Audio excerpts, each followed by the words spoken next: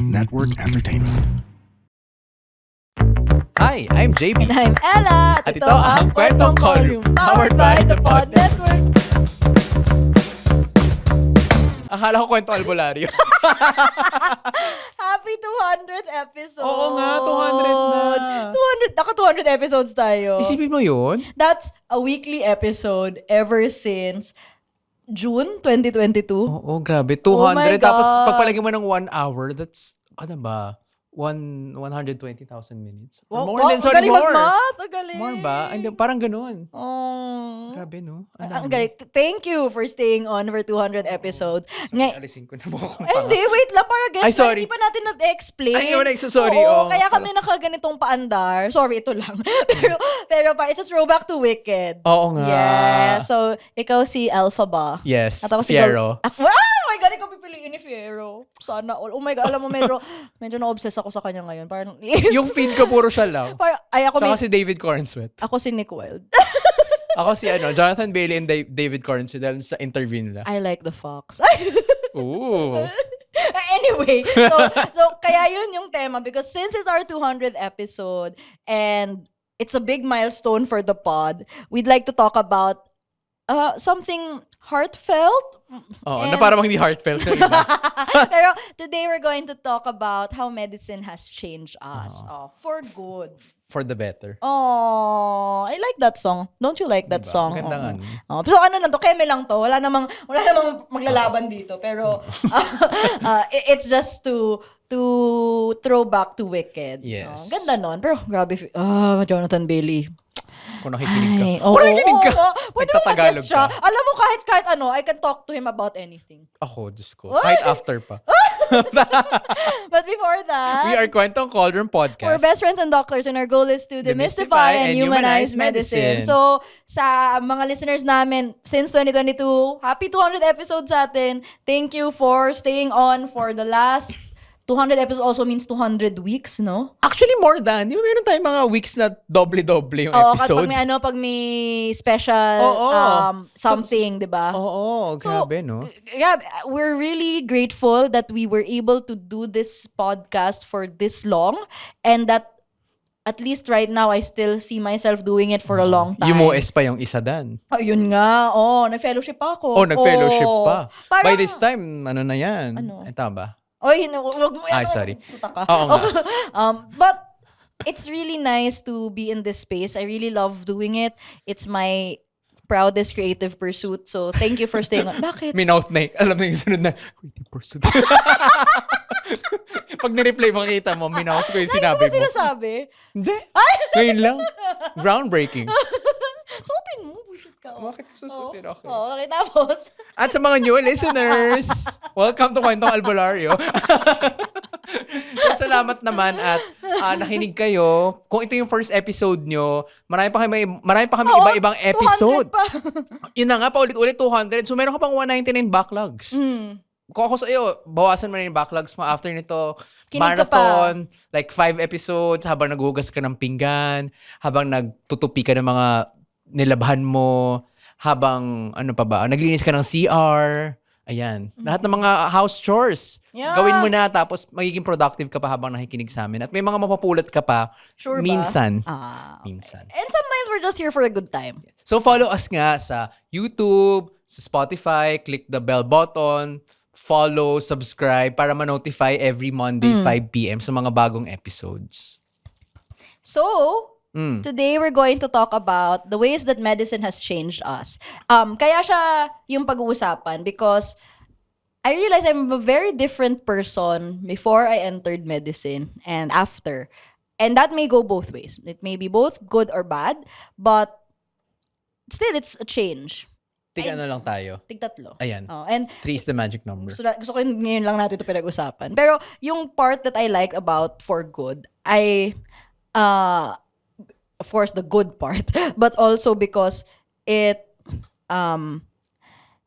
connotes an indelible change na alam mong hindi ka na babalik to who you were before. You were never the same person. Yeah. You will never be the same person. I used to be so iffy about change. Alam mo yung kapag high school, yung mga message na sa ilan, never change, ganyan. Parang, akala ko parang, ay, nagbago ka na. Ay, hindi. Hindi, yung mga message sa'yo kapag sa never yearbook, change. never Oo nga. change, wag kang magbabago, ganyan-ganyan. Oo. Pero, I've come to see change as a way forward and a good thing as long as we take proper steps forward. Or any change in the right direction, mga ganyan. So, let's Unahan ko na. Oh, sige, go. Siguro, ano Bawal ba? magulit. Ikaw, pwede naman. Sige. Baka, syempre magkaiba naman tayo ng Change, context. ganyan. Oh, sige, Oo. sige, go, ikaw muna. Ako feeling ko, medicine made me more sociable. Hindi ka ba sociable dati? Less, na parang, alam mo yung, sanay kasi ako, I think until medicine pa rin naman, sanay kasi ako na mag-isa. Like, I do things independently. Parang okay lang yun sa akin na ganun ako. Tapos, comfortable ako na umupo sa isang room na hindi namamansin ng ibang tao. Pero hindi na ako ganun ngayon. Like, mas ano na ako ngayon, mas extrovert siguro. Parang mas may extrovert side ka na kaysa dati. Oo, kumpara talaga dati nung high school, nung college, parang mas less. Although nung college, medyo ano naman, siguro third year, fourth year, mas kumakausap naman ako ng mga tao. Pero ibang level yung after med school. Siguro dahil sa nature ng work natin na you have to talk to a lot of people, to patients, to other co-workers, to other doctors, to consultants. So parang naging, siguro kadugtong na nung pagiging sociable ko ay parang tinuruan ako ng medicine how to be flexible with different personalities. Alam mo, ang impression ko sa'yo talaga dati, I mean, of course, kinakausap kita and all, and I know you're a nice person naman. Pero parang may impression ako sa'yo dati na, huwag ka ma-offend, na medyo stiff, Totoo din rigid naman. ka, Totoo parang naman. gano'n, na parang Totoo. very by the book, very, ito yung next, ganyan-ganyan. Tapos, parang nakakatakot mag-joke sa'yo dati. Talaga ba? Oo, may ganun ako. Not that it hasn't changed. Of course it has. But parang, alam ko kasi na, kunwari, mabait ka lang, kaya ka understanding sa akin. Pero kung ikaw, ito ka, ganyan, ganyan. Feeling ko kasi factor nga rin na hindi naman ako out nung med school. I guess baka so. factor oo. yun. Pero yun nga, I've seen that change for first hand. OA si girl yun. Oo. So yun sa akin, na parang mas tinuruan ako ng med na mas maging sociable, mas maging flexible sa iba-ibang personalities. Yeah, na parang ngayon, parang masasabi ko na kahit sinong ipakausap mo sa akin, I have a way around how na to engage mo. that person. Yeah. Oh, that's nice. Ako, I don't know if this is a good or bad thing, but I see it as a good thing. Naging less gunner ako sa after med school, ironically. Kasi, when I was much younger, I was very uptight about grades, about achievements. As in, ako yung type na makikipag-unahan para masagot yung question, makikipag-debate sa teacher for 1 point. I was really that, it was so irritating. Yung mga kinokontest mo na, ma'am, hindi po ba pwede itong sagot na to? Kasi sabi po kasi sa page ganito, pwede naman po eh. Tapos may validation talaga ako na ako yung tama. Na parang, oh my God, tama ako, ganyan. Pero parang, unti-unti, syempre, as with life, you face more and more disappointments and mas maharap ka dun sa reality na hindi naman ikaw perfecto. So, I used to be the type na, oh my God, kaya iniyakan ko yung una kong DOS sa college. Di mo magets kasi, ano ka. Iba yung grading system. Pero nyo. gets ko naman na kasi Oo. nag-ano naman ako. Pero as in, iniyakan ko yun, na parang na parang bang gumuho yung mundo. Ganong pero nung level. med school, may mga 2.5 na.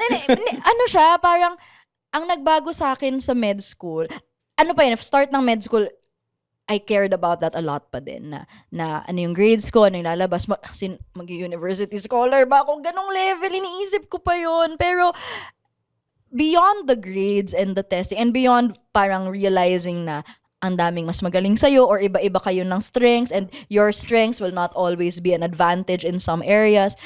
A lot of that, plus parang sa med school ko pinaka naintindihan na while grades are important and they are there for a reason, parang mas dun ko naintindihan na they're not the end all and be all. We have an episode on that. Yeah, we do. Pero that was a big change for me kasi parang may nagsabi nga na kakilala ko from high school pa na mas gusto niya yung version na to of me na hindi masyadong gung-ho, hindi masyadong gunner, still out to do the best that I can and maybe still competitive in a way, but not At the expense of... Oo, not at the expense of others, not at the expense of my mental health, not at the expense of other people. Parang, I like na mas kampante ako na, okay, I'll just do my best kung ano yung outcome nun. Okay. Hindi ko masabing I've seen that kasi hindi kami magkaklase. Ayaw nga, no? Kasi ko rin naman nararamdaman yun na parang, siguro hindi, parang wala akong maalala ng conversation natin na, Hindi naman kasi, ikaw, anong grade mo, ano? pero, di ba, isa sa mga vulnerable conversations ko with you ay yung hindi ako nag-outstanding intern. Sobrang Same. big deal nun sa akin. As in, I'm the type kasi na hanggang ngayon naman, uhaw na uhaw sa validation. But if you've seen me before, mas uhaw ako sa validation. El Nino. Oo, grabe. Tigang na tigang ang lupa. Grabe talaga. And when I think of myself before, parang hala si girl, irritating. Pero, Parang kaya ka makakausap mo yung younger self mo, tapos ganun yung attitude. Ako talaga- Tapos ikaw yung faculty. alam mo Tapos yung mga, kinausap ka ng younger self mo, tapos nag-contest. alam mo yung mga tanong na what would you tell your younger self? Ako talaga, girl, chill. As in, kumalma ka. And parang alam mo yun, sobrang nasa-stress ako sa mga bagay na on hindsight, hala, di ko naman na maalala ano grade ko sa ganito. Anatomy, hindi ko naman na alam anong nangyari nun. Naalala ko pa, parang sobrang depressed ko nung isang practical exam sa anatomy na bumagsak ako by 2-3 point. Tingnan mo, I hate even myself for even remembering that. Parang, oh my God, girl! Pero not to say na you don't do your best and you don't study hard in med school. Pero parang na-realize ko na akala ko I would be even more competitive in med school. And maybe in other ways I have been, pero not in the way I imagined it before. Ako similar to that, parang sa akin yung med school, parang it humbled me so much. Yeah. Pangalawa mo na ba yan? Hindi Hindi pa, okay, pa. sorry. Tinanay ko lang na Okay, parang okay. it humbled me so much na kung ikaw magaling ka dun sa home university mo, nung high school ka, itong med school, siguro early acceptance yun na ako kasi coming from non-UP, sabi ko, ay, UP naman, okay na yan. Pero may part pa rin sa akin na syempre competitive ka. Na gusto mo, mag-shine ka pa din, Oo, ganyan. pero syempre, pero parang mas less na yung ganun sa akin kasi ang dami kasi magagaling talaga. So parang mas na temper yung expectations ko. Pero syempre, I still feel bad kapag hindi ka bumagsak ka, di ba? Gets. Yung second sa akin, related dun sa pagiging independent ko talaga mostly ay mas naging team player ako after med school. Oh. I used to parang Ikaw nagagawa, kinakaya ganun. ko lang lahat na parang hindi ako nagsasabi kahit kailangan ko na ng tulong. But med school taught me to ask for help when needed talaga. Na parang That's hindi great. mo kailangang solohin lahat, hindi kailangan na maging martir ka sa lahat ng mga pinapagawa sa'yo. Tsaka that also comes from a place of humility, Na, Oo, na tatanggapin mo na hindi mo kaya yung mga tasks na ganun. Lalo na sa ospital na limited talaga yung energy mo, limited yung time mo. So you have to trust other people. Siguro doon connected, nagsimula na rin akong mas magtiwala sa ibang tao. Kasi may isip ako dati, sobrang masama in a way na hindi naman, parang iniisip ko talaga dati na parang hindi naman magaling ang tao ngayon, ba't ko pagkakatiwalaan? Or parang, Uy, may ganun ka talaga. Minsan, may buti di ganun mo yun ako. na-feel sa akin. Hindi naman. Pero yun, parang may I'm ganun so ako. untrustworthy. May ganun ako dati na parang, ba't ko pagkakatiwalaan yun? Or parang, sure ba ako sa kanya? Parang, As in, wala kang faith in other people before. Oo, Tapos ngay- nang-judge ka based on that.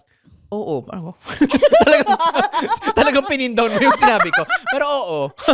may ganun akong tendency before. Okay. Hindi ko sinasabing wala na ngayon, pero mas less na talaga yung ganun. Na parang, kapag na-feel ko na medyo trustworthy or parang napatunayan ng taong to na, okay, may history naman siya na okay siyang katrabaho, I trust that person. Tapos, mas team player na ako,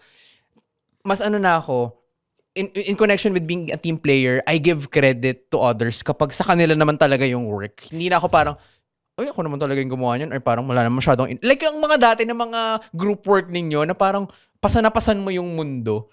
Ngayon kasi sa ospital, parang you recognize Imposible na yun eh. hindi talaga pwede na ikaw magpapasa ng mundo kasi iba-iba kayo ng skills. Hindi mo na kaya sa dami ng ginagawa mo. So you slowly learn to trust other people. And ramdam mo talaga sa med school, it takes a village to survive. Not just your education, pero kahit parang matawid lang yung isang shift, alam mong it was not purely because magaling ka or purely out of your hard work. So many things had to go right para matawid mo kahit ano, di ba? Code pa lang, di ba? Teamwork talaga. Hindi mo pwedeng sarilinin yung code. Kailangan mong magsumigaw at humingi ng tulong. At di mo pwedeng akuin lahat kasi magugulo ka din. Yes. Masisira yung buong sistema. Yes. You can never run a hospital alone.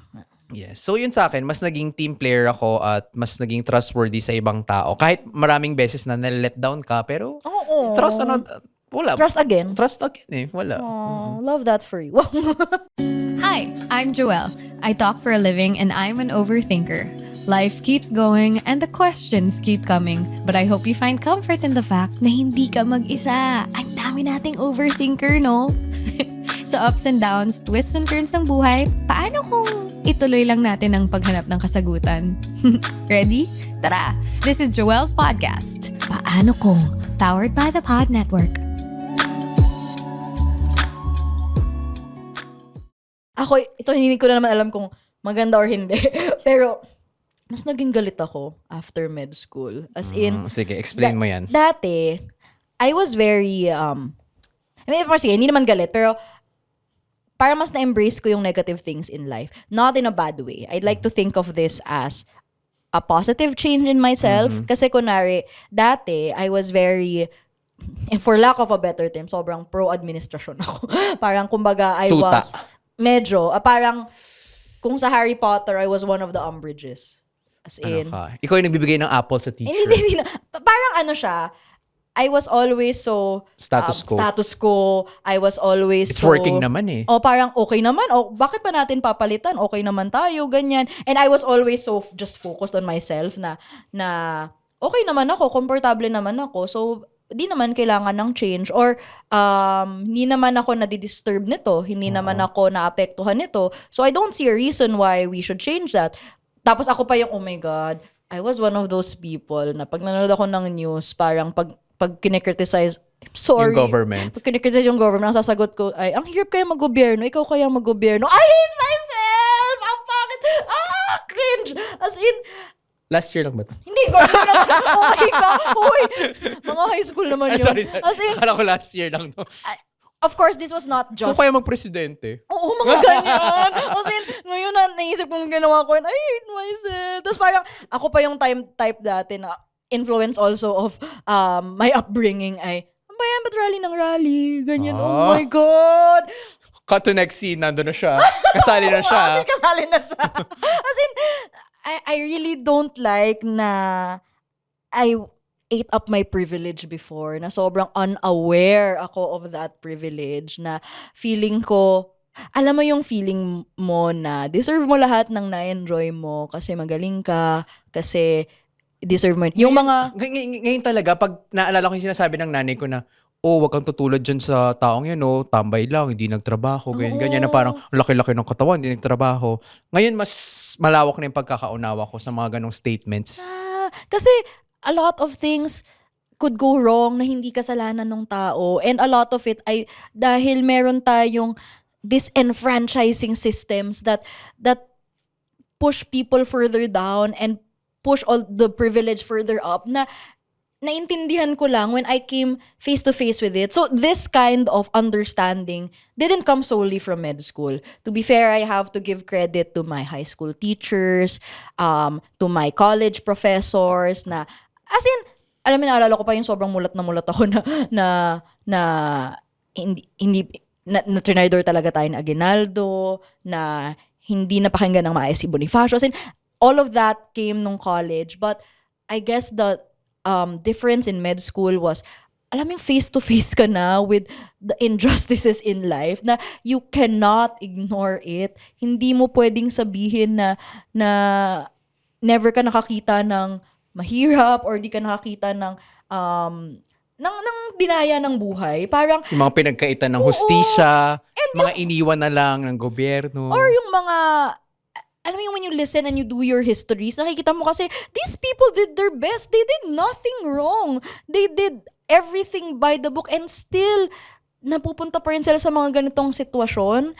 Kaya parang, ang nakakamulat sa med school is the fact that you see people at their worst, at their most vulnerable, tapos ang sakit-sakit na alam mong a lot of it ay hindi naman nila kasalanan at hindi nila yun deserve. They're really good people and you know they can be much better than people na sa pedestal or na tinitingala mo, and yet sila yung mga nadadaya ng sistema, and you can't help but be so angry.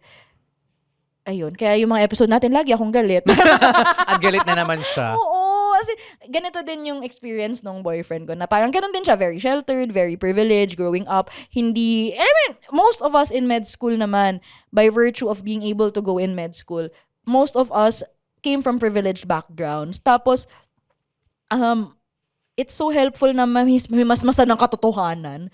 So, kudos to the teachers who helped us frame our thinking that way, and ayokong ginagawa strictly as teaching tools yung patients, but it's really true. I learn a lot from them, not just from their illnesses, pero sa mga katotohanan na hindi dapat natin ini-ignore.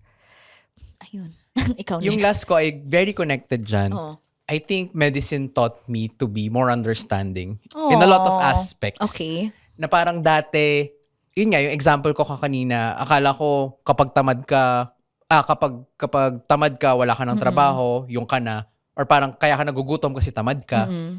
Sobrang, dati kasi parang ganun lang yung understanding ko parang cause effect. Hindi ko na naisip yung other factors. Kaya sobrang laking impact talaga sa akin ng mga social determinants of health na parang, At ngayon, public health ka na. Oh. diba? Parang akalain mo yun na yung understanding ko sobrang lumawak na minsan nga to a fault na ay baka nagawa niya lang kasi yan sa akin kasi baka may ganun siyang problema. Sobrang parang pag-gaslight na. Pag-gaslight na yung understanding ko. Oo, yung gawin yun. Sure. Pero I mean, yung level of understanding ko sa colleagues, sa patients lalo, na parang with the frequent patient interactions nung residency, plus yung time after na parang nakikita mo yung reality kapag you go to communities, mas naiintindihan mo na sila na, sabi mo nga, hindi nila kasalanan kung bakit sila nagkaganon. Ang daming iba-ibang factors na out of their control, at sana may nagawa yung gobyerno sa mga aspetong yun, pero wala silang nagawa, na yun yung mga contributory na mga aspects kaya sila napunta sa ganong state. Kaya ako, pagdating sa patients, hindi na ako ganun ka-quick to judge. Other people, yes. Sure. And I mean, sa patients lalo, or kahit sa mga students, meron na rin akong ganong Kaya parang pag nagko-comment yung mga iba kong co-faculty about students na parang iba na sila ngayon, no? Medyo, parang hirap, medyo quiet lang ako kasi parang torn din talaga ako na hindi kasi alam mo, hindi mo naman nararanasan talaga yung naranasan nila parang, iba yung truth for them Oo, tsaka parang medyo gets ko kasi yung ibang aspect. Yung iba siguro, konti lang siguro yung parang very intentional na hindi gagawin yung ganito kasi ayaw nila. Pero yung iba kasi doon, I get where they're coming from in a way. Theoretically, hindi ko naman naranasan yung dinadanas nila ngayon. So parang, pero alam mong may sila. may dahilan kung It bakit. comes from a place, May basis kung bakit sila ganoon. So parang, ganoon na yung level of understanding ko na I think hinasa yun ng medicine in a way dahil nga sa mga pinag-aaralan natin na kailangan naghahanap tayo ng dahilan, mas iniintindi natin yung mga bagay-bagay. And it also translated to patient interactions na ngayon nga, very mas maunawain na rin ako. Kahit sa ibang tao din, sa mga personal relationships ko. Aww. Kaya minsan parang nakakonekta siya na, parang sinasabi mo nga na parang ang matiisin mo, ganyan-ganyan. Kasi baka kasi ganyan naman kasi siya. Parang ako na yung nag-isip ng dahilan. Kahit di naman sinabi ng isang tao yung mga dahilan niya. Ako na yung magiging mas maunawain. So, hindi ka ganyan dati. I always thought you were always that way. Mas iniisip ko, ay, ano lang yan, tamad. Or parang may dahilan ako, ay, ano kasi yan, parang masama siyang tao. Ay, inggit lang yan sa akin, kaya ganyan yung acting niya. Ay, pinabayaan niya yung kalusugan niya. Kakanood mo yung teleserye. Feeling ko nga. Pero yun, mas naging understanding ako. Aw, thank you. I've been on the benefiting end of that. Aw. Ako yung last ko. Siguro connected din naman sa mga sinabi natin. Pero, I guess for a general statement, mas lumawak yung understanding ko of the word deserving.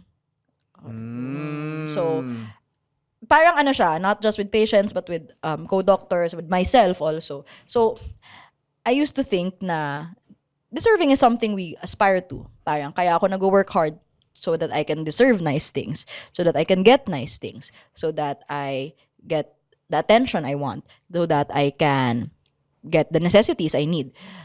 Pero yun, a large part of this that I saw in med school, and well, the best exposition of this ay sinabi ni John Green. Hello po, sana mag-guest ka namin.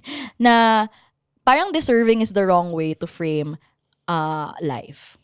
So, parang iniisip natin, or we could come from different opinions on how we achieve a good life. Some of it is hard work, some of it is luck, some of it is privilege. Binigay sa atin. Oo. And some of it is, apat yun eh. Luck, privilege, hard work. May isa pa. Opportunity. Something like, basta, parang it could be a mixture of that. And iba-iba tayo ng opinion. And we come from an upbringing na feeling natin, hard work ang sagot sa lahat. But when you look at life, when you look at medicine and the journey we've had to go through, it's not all luck. It's not all hard work. Because we know patients and doctors alike na grabe magtrabaho and yet still, hindi pa din. Hindi mo pwedeng sabihing tamad yung mga magsasaka. Oo, masipag totoo, sila. Pero totoo. hindi nila natatamasa yung parehong pribilehiyo. Or in another light, you have a classmate na alam mo hindi naman tamad eh. Hindi naman yung tipong hindi nag-aral. Pero for one reason or another, talagang minala sa rotation, minala sa exam, ganyan. Tapos some people would say, it's all luck. But you can't get by through med school on luck alone. Yung pwedeng i-discredit na nagtrabaho din naman siya. Oo. So, hindi rin siya tama. It could also be privilege. A lot of it is privilege. We come from positions where we were lucky enough to have these things, to have access to the right things at the right time. Pero, at saka siguro, baka yung pang-apat mo ay yung mga taong tumulong sa atin? Parang ganun ba? yun na rin anyway. Oo. Pero yun, Review ko. Yung mga taong tumulong sa atin, hindi mo pwedeng sabihin na puro ikaw lang yan. Yeah, hindi talaga. And privilege din yun na we don't realize not everyone has. So, ang daming bagay that could go wrong na hindi natin naiisip could go wrong. So, feeling natin, deserve natin yung good things. Pero kasi the bad thing about thinking of deserving ay, ibig sabihin kasi, pag may bad thing na nangyari sa'yo, isipin mo, deserve mo din yun. So, itong nanay ba na to, deserve ba niya magka-cancer? Ikaw ba, deserve mong magkaroon ng ganitong sakit? Or magkaroon ng ganitong aksidente? Does anyone really deserve that? So, parang ang na-realize ko, we have to look at life more complexly na it's a combination of different factors that we can never attribute to just one. And yung deserving na word, reserve ko na lang siya for basic human rights and dignities. Because yun, alam ko, everyone deserves. Health should be deserved by everyone. A dignified life, a dignified death should be deserved by everyone. So, that's how we should use that word. And it's not just for patients or the healthcare system, sa atin din. And I'm still trying to learn and relearn this over and over na not to define myself by what I've achieved, by whatever status I get. It's so hard because medicine is such a status-serving profession na ito dito ka kasi magaling to, kasi ito nag-top siya ng ganyan, pero when you're in the thick of it, you really realize na so much more than that and so much less of that also, na they are important and they do get you places, but they will hardly be everything. And you can't get by with just hanging on to connections, hanging on to luck, and sometimes not even so many things, so many moving parts. So, sana mas lumawak din yung pag-unawa natin sa sarili at sa ibang tao. Ganda. Gandang pagtatapos. Aww. Pero parang gradual tong lahat na to. Yeah. Yung change na to, hindi siya parang biglaan na nung pagpasok namin ng med school after a single patient encounter. That's true. Parang naging habit talaga siya. Parang nakasanayan namin na maging ganito yung perspective or dinidikdik sa amin ng mga prof namin, ng mga colleagues namin na ganito yung perspective. So parang eventually, naging integral part na siya ng personhood namin. And even if tinuturo siya, alam mo, parang in the hustle of all what we go through in medicine, parang dali niya makalimutan pala. I know there was a time na nakalimutan ko na yung lahat, social determinants. Umabot ako sa time na naalala ko na lang yung patient by bed number, which I was told not to do, which I promised myself I wouldn't do. But we falter. We're human. We err. So it's so important to keep reminding ourselves of the lessons. And I guess one factor about change is that kailangan, when we see that we've changed, whether for the better or for the good, we have to decide if we want to keep those changes or if we have to make changes again. And sana mas malawak din yung pag-unawa natin on what change is and how we can change for the better and for good. Galing! But, ayun, I'm so glad na we have this platform to talk about these things, and just to talk about it with you. Oh! Na hindi na lang ako nagtutweet na parang wala bang kausap yan? Di ba, may podcast kami, so hindi na ako masyado nagtutweet. Oo nga, hindi na kailangan. Pakinggan nyo na lang. So, sana kayo din, we hope you take this time, makicelebrate kayo sa amin, at mag-reflect din kayo on how medicine has changed you for the better, for the worse, as long as that change gets you to where you want to go. If you like this episode, please follow Kwentong Callroom Podcast on Spotify, YouTube, and Apple Podcasts. We drop new episodes every Monday, 5 p.m. You can also follow us on social media for more chika and updates. We're Kwentong Callroom Podcast on Facebook and YouTube, at Callroom Podcast on X, Instagram, Threads, and TikTok. Okay ba tayo nang magsabi ng YouTube, no? YouTube. You can also join our Discord community, Callroom Tambayan, our official community server kung saan pwede kayo makichika with us at iba pang mga ka-callroom. So each week, meron din tayong episode question that we post every Friday, 12 p.m. to keep the conversation going. At kung gusto nyo mag-submit ng questions, concerns, and chief complaints, open na open pa rin ang kwento mo sa Callroom. It's a Google form where you can submit your questions to us. Kung mapili yung kwento mo, pwede namin sagutin in one of our future episodes here on Kwentong Callroom Podcast. So to submit, find the link on our social media pages. And if you want to reach us via email, you can reach us at kwentongcallroom@gmail.com. Happy 200 episodes! Happy 200. Ayaw nga. To be clear, it's not the end of anything. So, here's to 200 more. Wow. 400. Oh. Galing sa math. With that, I'm Ella. And I'm JB. And this has been Kwentong Callroom.